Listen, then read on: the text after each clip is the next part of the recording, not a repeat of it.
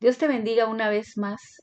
Quiero dar gracias a Dios porque hemos concluido con una semana más en la cual Dios renueva día a día su gracia, su misericordia, su fidelidad sobre cada uno de sus hijos. Y antes de comenzar con el tema, me gustaría que me acompañaras para orar a nuestro Dios. Buen Padre, en esta hora quiero darte gracias por este día, agradecerte, Dios, por tu gran amor, Señor, por tus misericordias que día a día, Señor, se renuevan sobre cada uno de nosotros, especialmente por la oportunidad que nos das de ser parte de la familia de Cristo.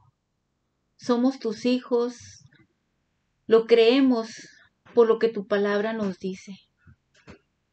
Y en esta hora, nuestro Dios, quiero pedirte que tú nos ayudes a entender tu palabra, que puedas abrir nuestros ojos espirituales, nuestros oídos espirituales, para escudriñar, Señor, tu palabra y poder entenderla y comprenderla. Y Dios, y que sea tu palabra, como decía el profeta Jeremías, un deleite a nuestro paladar. Te lo pedimos en Cristo Jesús. Amén. El Señor Jesucristo mencionó o dijo unas palabras muy fuertes, muy duras, a una secta que ellos orgullosamente se decían ser seguidores de Moisés. Sin embargo, Cristo les dijo una palabra, les digo, muy duras. Y Mateo 22, el versículo 29 dice, entonces, respondiendo Jesús le dijo, erráis ignorando las Escrituras y el poder de Dios. El apóstol Pablo también le decía al joven Timoteo y le decía que prediques la palabra, que instes a tiempo y fuera de tiempo. Enseña, pero una de las cosas que él siempre decía en sus cartas, dar una buena enseñanza doctrinal. Así es de que, hermanos, una de las doctrinas que realmente son tan importantes, creo todas son importantes, pero yo quiero enfocarme solamente en acerca de la doctrina de la salvación. Para muchas personas, esta doctrina de la salvación realmente no es tan importante. Otras dicen que es una doctrina satánica para aquellos que creemos que la salvación no se pierde y que es una doctrina satánica y además es una licencia para pecar. Realmente, en lo personal, a mí, hubo algunas personas que me dijeron, usted como bautista, usted cree que la salvación no se pierde, por lo tanto usted puede hacer de su vida lo que usted quiera. Usted puede pecar. Total, su salvación la tiene. Pero realmente, hermanos, están totalmente equivocados, porque ¿cómo es que Dios nos salva, nos rescata del pecado para el pecado? Es algo, hermanos, ilógico, porque la Escritura nos dice que el apóstol Pedro en su primera carta, en el capítulo 1, el versículo 15 y 16, dice el apóstol Pedro, dice, sino como aquel que os llamó es santo, sed también vosotros santos en toda vuestra manera de vivir, porque está escrito, sed santos, porque yo soy santo.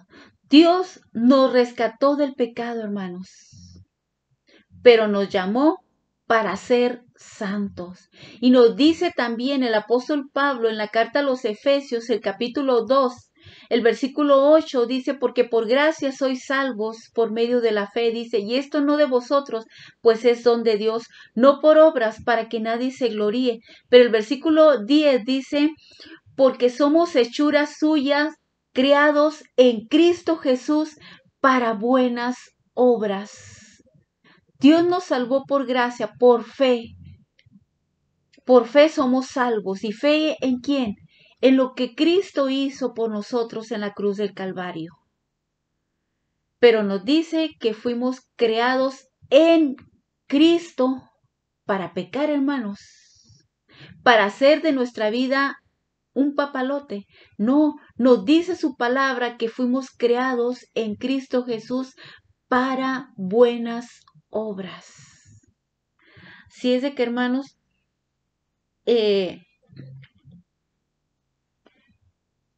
hay un gran número de evangélicos que dicen que la seguridad de la salvación no es tan importante. No importa. Y realmente muchos pastores que realmente no le dan esa importancia. Por supuesto, como dice el Señor Jesucristo, lo que les dijo a los saduceos, erráis ignorando las escrituras. Erráis ignorando las escrituras. Es un grave peligro, hermanos, el que nosotros no conozcamos la palabra de Dios, porque por esa ignorancia, hermanos, podemos nosotros desviarnos de una enseñanza errónea, de una enseñanza equivocada. Y les digo, para muchos no es tan importante. Recuerdo que en una ocasión, estando nosotros en una iglesia evangélica cristiana, iba a haber una campaña evangelística. Recuerdo que nosotros estuvimos orando mucho por esa campaña, oramos por el predicador, oramos por todas las personas que iban a estar trabajando. Y recuerdo que se hizo un gasto enorme, se rentó equipo de sonido, se rentó un templete, se trajo al predicador de fuera de la ciudad. Así es de que, hermanos, cuando se llegó el día de la campaña, el primer día, porque iban a ser 3 días, recuerdo que cuando el predicador empezó con la enseñanza, sí citó una parte de la escritura, sí citó la palabra de Dios, pero cuando este predicador o esta persona empezó más bien no a predicar, sino a entretener a la gente, contando un montón de chistes y la gente todos una risa. Después de que termina, él solamente hace una pregunta y le dice, ¿cuántos de ustedes se quieren ir al cielo? Y por supuesto, mucha gente dijo, yo. Y les dice el predicador, vengan, pasen aquí al frente. Si realmente tú quieres ir al cielo, pasa al frente. Mucha gente pasó, hermanos. ¿Qué es lo que sucedió? Se oró por esas personas solamente. Y finalmente, después de que termina el culto, que termina la alabanza, termina todo, el predicador le dice, ahí están, hermano, esas personas. Son salvas. Me quedé, hermanos, solamente es todo.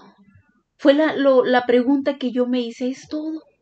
¿Dónde está el evangelio? Realmente, hermanos, es como si a un niño usted le da un pan con mermelada. Usted se lo ofrece, le dice, ¿quieres? Por supuesto que el niño le va a decir, sí, sí quiero, siendo dulce. A los niños les encanta. también a nosotros los adultos, ¿no? Pero por supuesto, hermanos, o sea, es como si le ofrecieran eso.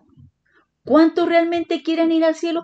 Todo mundo quiere irse al cielo, hermanos, pero realmente el presentar el Evangelio, el decirle a la gente, Cristo murió por tus pecados, pero tienes un problema. Tiene que confrontar, hermanos, el hombre el problema de su pecado para tener un arrepentimiento. Y entonces explicarles, hermanos, que Cristo cargó con nuestros pecados, que Cristo murió por nuestros pecados, murió en nuestro lugar y que Él resucitó. Eso no se enseñó, hermano, no se confrontó a la gente con el problema de su pecado. Así es de que, hermanos, para muchos cristianos, para muchas iglesias, la doctrina de la salvación es algo que realmente no importa. Ahora, hermanos, también hay normas. ¿Cuáles son las normas? Son la experiencia humana. La experiencia humana. Y yo recuerdo que una persona dice, yo vi, dice, a una persona, dice, casada, por supuesto, dice, salir de un hotel con una muchacha mucho más joven que él, dice. Dice, yo quise confrontarlo, yo quise hablar con él, pero dije yo, no, no lo voy a hacer porque, pues realmente, pues, dice este hermano, ¿qué fue lo que pasó? Dice, perdió su salvación. Yo me puse a pensar, ¿y cómo sabe esa persona? Dice que conociéndolo y después de haber cometido pecado de adulterio, dice, pierde su salvación. Eso fue lo que Dios me dice esa persona. Dios me lo dijo, ese hombre ya perdió su salvación. ¿Por qué? Porque se basan, hermanos, en experiencias humanas. Dice el apóstol Pedro en su segunda carta, el capítulo 1, los versículos 15 al 21, dice, también yo procuraré, dice, con diligencia, que después de mi partida, dice, que después de mi partida, vosotros podáis en todo momento tener memoria de estas cosas. Dice, porque no os hemos dado a conocer el poder y la venida de nuestro Señor Jesucristo siguiendo fábulas artificiosas, sino como habiendo visto con nuestros propios ojos su majestad. Pues cuando Él recibió de Dios Padre honra y gloria, le fue enviada desde la magnífica gloria una voz que decía, este es mi Hijo amado, en el cual tengo complacencia. Y nosotros oímos esta voz enviada del cielo cuando estábamos con Él en el Monte Santo. Tenemos también la palabra profética más segura, a la cual, haciendo bien en estar atentos como a una antorcha que alumbra el lugar oscuro hasta que el día esclarezca y el lucero de la mañana salga en vuestros corazones. Dice, entendiendo primero esto, que ninguna profecía de la Escritura es de interpretación privada, porque nunca la profecía fue traída por voluntad humana, sino que los santos hombres de Dios hablaron siendo inspirados por el Espíritu Santo. Hermanos, la experiencia humana, hermanos, no es algo en el cual podemos nosotros estar seguros, en el cual nosotros no podemos confiar, porque la palabra de Dios dice,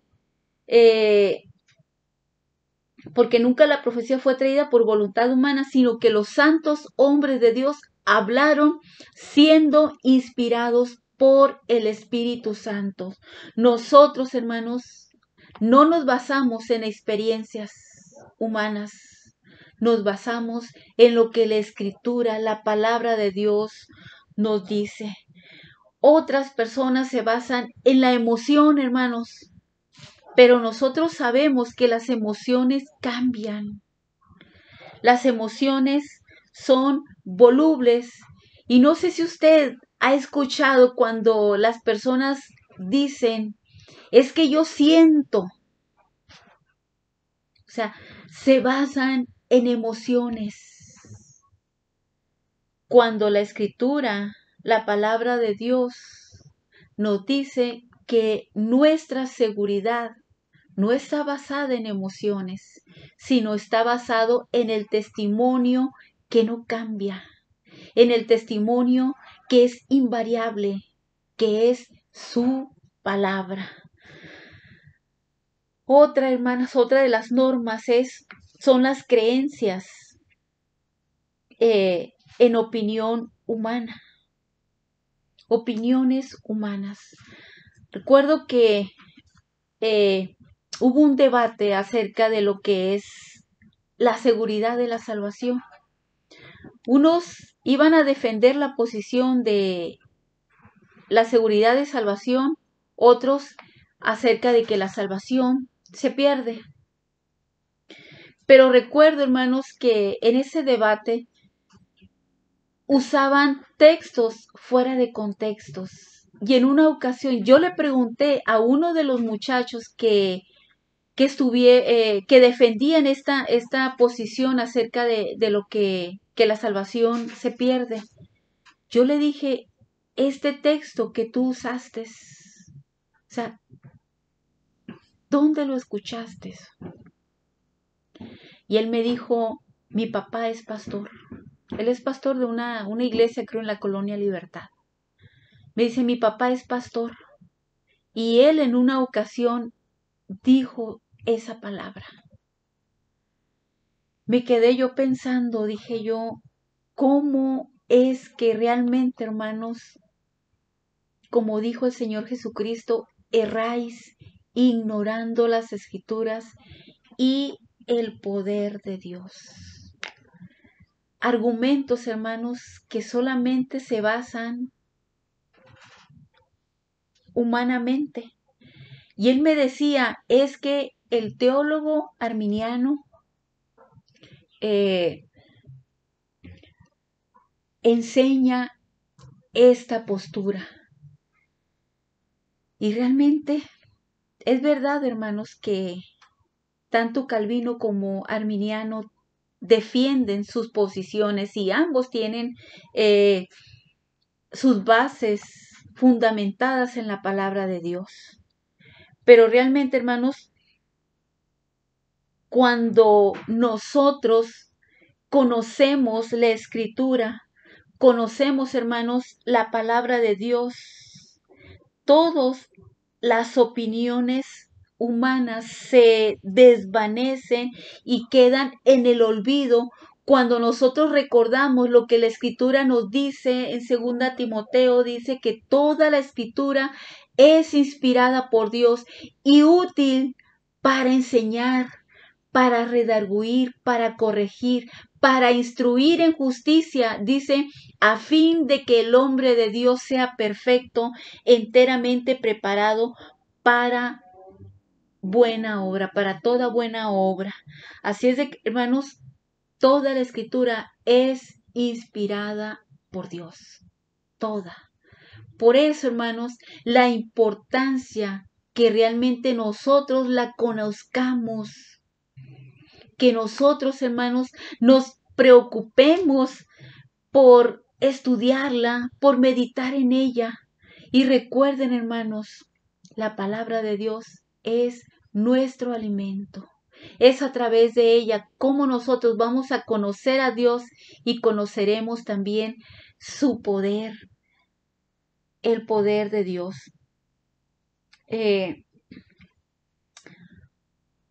Otra de las normas, hermanos, acerca de esta doctrina es acerca de la tradición de la iglesia.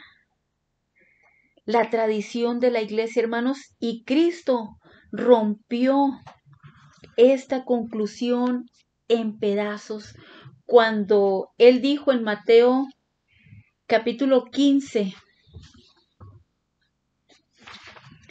Mateo 15,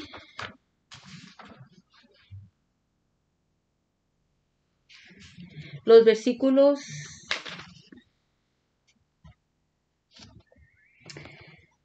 6 y el versículo 9 dice Mateo 15, versículo 6 dice, ya no ha de honrar a su padre o a su madre, así habéis invalidado el mandamiento de Dios por vuestra tradición. Y el versículo número 9 dice, pues en vano me honra enseñando como doctrina mandamientos de hombres. Cristo, hermanos, les digo, rompió en pedazos esta tradición.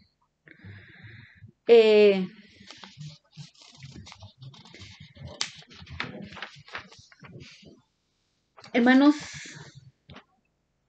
la única norma de la verdad, hermanos, es su palabra. Nosotros no podemos basarnos en experiencias humanas, no podemos basarnos en emociones, no podemos basarnos en tradiciones. La única norma es su palabra. Y nos dice el Señor Jesucristo, dice, erráis ignorando las escrituras y el poder de Dios. Hermanos, claramente, hermanos, esa doctrina de la salvación, les digo, es una doctrina tan importante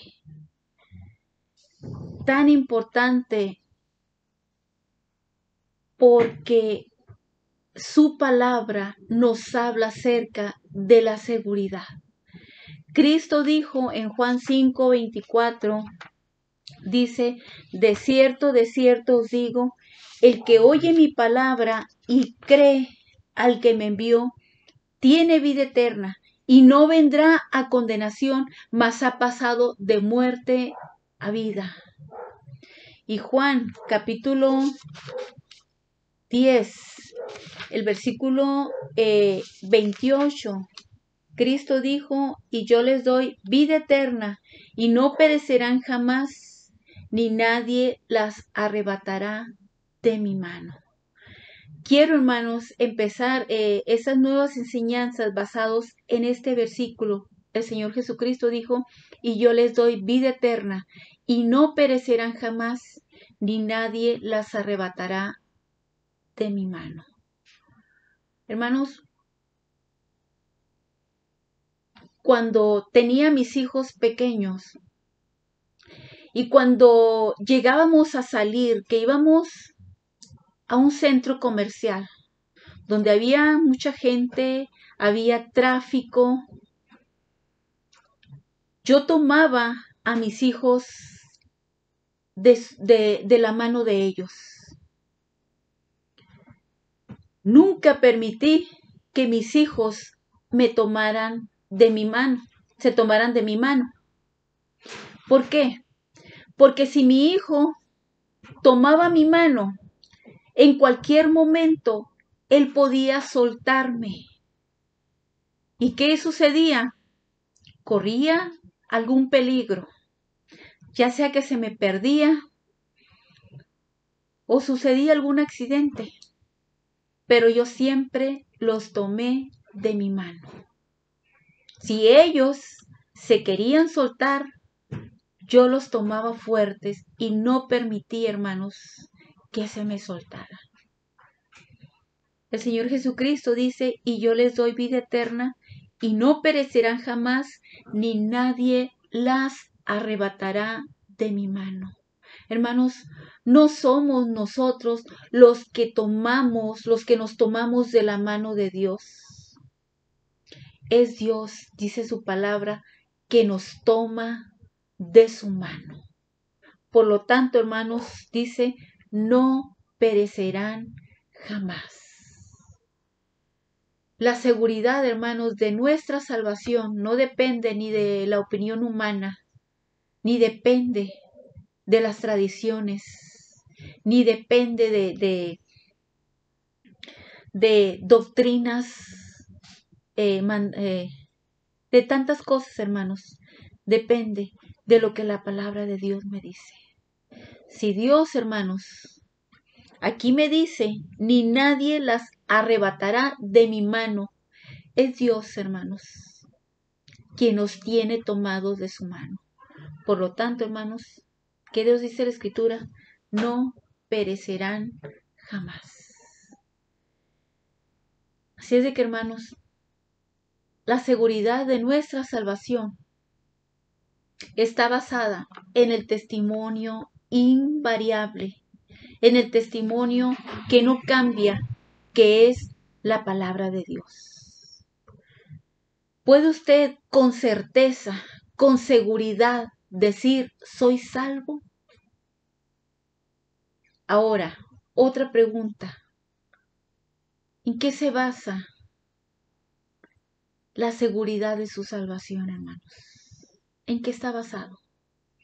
Quiero invitarte, hermanos, para que inclines tu rostro y recuerda, hermanos, cuando se enseña su palabra, escudriñe, vea si realmente lo que se enseña está escrito o si realmente la interpretación es correcta. ¿Por qué les digo esto, hermanos? Porque tenemos que saber qué dice antes de ese texto y qué dice después. Les voy a poner un ejemplo. Hay quienes niegan que Cristo resucitó. Y hay un pasaje en la carta a los Corintios,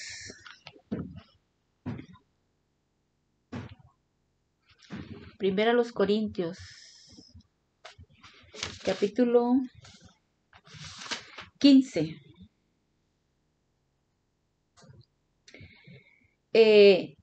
Esta doctrina acerca de la resurrección. Capítulo 15, el versículo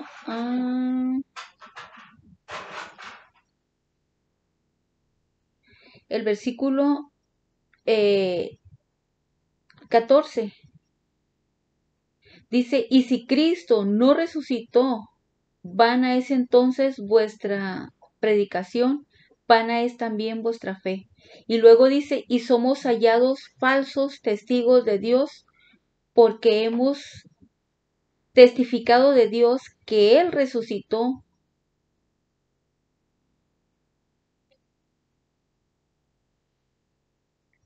Que Él resucitó a Cristo, el cual no resucitó. Si en verdad los muertos no resucitan. Dice, porque si los muertos no resucitan, tampoco Cristo resucitó. Pero dice el versículo 19, dice, si en esta vida solamente esperamos en Cristo, somos los más dignos de conmiseración de todos los hombres. Yo recuerdo que esta cita me la dijeron. Dice aquí, dice la Biblia, que si ustedes realmente esperan en Cristo, son los más dignos de lástima. En ese tiempo, pues, yo apenas comenzaba, se puede decir, pero dije, ¿será verdad? ¿Realmente tendrán razón esas personas? Pero hermanos, necesitamos leer qué dice antes. Está hablando, si Cristo no hubiera resucitado, la predicación sería en vana, dice Pablo. Pero dice, si en esta vida esperamos en Cristo, somos los más dignos de conmiseración. Pero dice más, el versículo 20 dice, mas ahora Cristo ha resucitado, primicias de los que durmieron es hecho. Hermanos, se necesita cuando nos den una enseñanza, si realmente el contexto es correcto. Así es de que una pregunta que realmente me hicieron a mí. Nosotros la conocemos a usted, dice, y sabemos que es una buena cristiana. Pero ¿qué me dijo si en 5 meses usted se pega una emborrachada? Me dice, ¿seguirá siendo salva? Y les dije yo, jamás me emborracharía. No, me dice, yo sé que no, pero si lo hiciera, no lo voy a hacer, le dije yo. Y realmente, pero va a seguir siendo salva. Y si comete adulterio, ¿seguirá siendo salva? La Escritura nos dice, hermanos, que si pecamos, aun si cometemos pecado, seguimos siendo salvos. Les digo, hermanos, la palabra de Dios nos dice, no por el hecho de que nosotros creamos que somos salvos, tenemos la licencia para pecar. No. Fuimos salvados del pecado, no para el pecado, sino para vivir una vida nueva en Cristo. Y la palabra de Dios también dice, de modo que si alguno está en Cristo, nueva criatura es.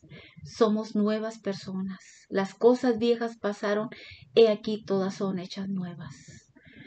Y el apóstol Pablo también en la carta a los Gálatas, capítulo 5, el versículo 13,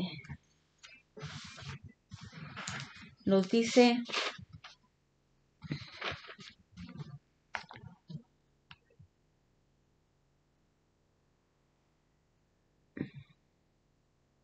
perdón, estoy en Efesios. Gálatas capítulo 5, el versículo 13 dice, porque vosotros, hermanos, a libertad fuisteis llamados, solamente que no uséis la libertad como ocasión para la carne, sino servíos por amor los unos a los otros. Dice el apóstol Pablo, a libertad fuisteis llamados. Dice, pero no usen esa libertad. ¿Para qué, hermanos? Para ocasión para la carne. Así es de que, hermanos, la seguridad de nuestra salvación está basado en lo que su palabra me dice. ¿Y qué dice? Y yo les doy vida eterna, y no perecerán jamás, ni nadie las arrebatará de mi mano. Hermanos, yo les ponía el ejemplo ahorita de mi hijo. Si somos nosotros quienes nos tomamos de la mano de Dios, nos podemos soltar y podemos perdernos. Pero hermanos, es Dios quien nos toma de su mano y nos dice, no perecerán jamás. Quiero invitarte, hermanos, para que inclines tu rostro y le des gracias a Dios por tu salvación.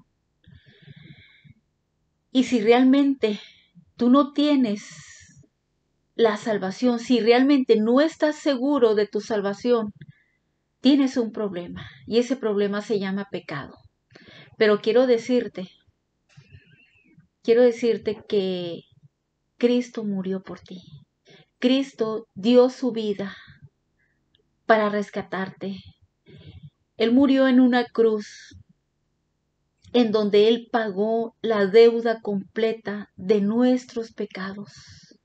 Porque su palabra nos dice que no hay justo ni aun uno. Que delante de Dios somos culpables. Delante de Dios somos culpables y por lo tanto, hermanos y amigos, Dios nos condena o el pecado mismo nos condena. Pero quiero decirte algo, hermanos, que Cristo murió tomando tu lugar, donde Él, toda la deuda de nuestros pecados, nos dice la Escritura, que lo llevó hasta la cruz y ahí canceló la deuda de nuestros pecados. Por lo tanto, ¿qué tienes que hacer? Solamente creer en lo que Cristo ya hizo por ti. Pídele a Dios que perdone tus pecados, pídele a Dios perdón y pide que Él venga a tu vida.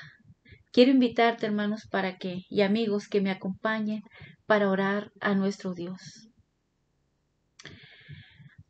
Gracias, Señor, porque tu palabra es tan clara, porque tu palabra, Dios, es verdad. Y es en ella donde nosotros descansamos, donde nosotros estamos seguros, donde nosotros estamos confiados. Y Dios, guarda a cada uno de los que son tus hijos. Guarda a los que son parte, Señor, de tu pueblo. Que la fe de ellos, Señor, no les falte. Y si hay alguien, Señor, que todavía no te conoce, obra en su vida, toca su corazón, dale, Señor, entendimiento para que Él pueda confrontar su situación contigo y rendirse a ti. Está en tus manos, Dios. Gracias una vez más por tu palabra y gracias por esas preciosas promesas en las cuales podemos descansar, Dios. En Cristo Jesús. Amén. Que Dios te bendiga y desde aquí le mandamos un fuerte abrazo y un saludo enorme de parte de nuestra familia. Y quiero decirles una vez más, hermanos, no ceso de orar por ustedes. Mi familia y yo oramos siempre, siempre por ustedes. Que Dios les bendiga, hermanos, y les guarde.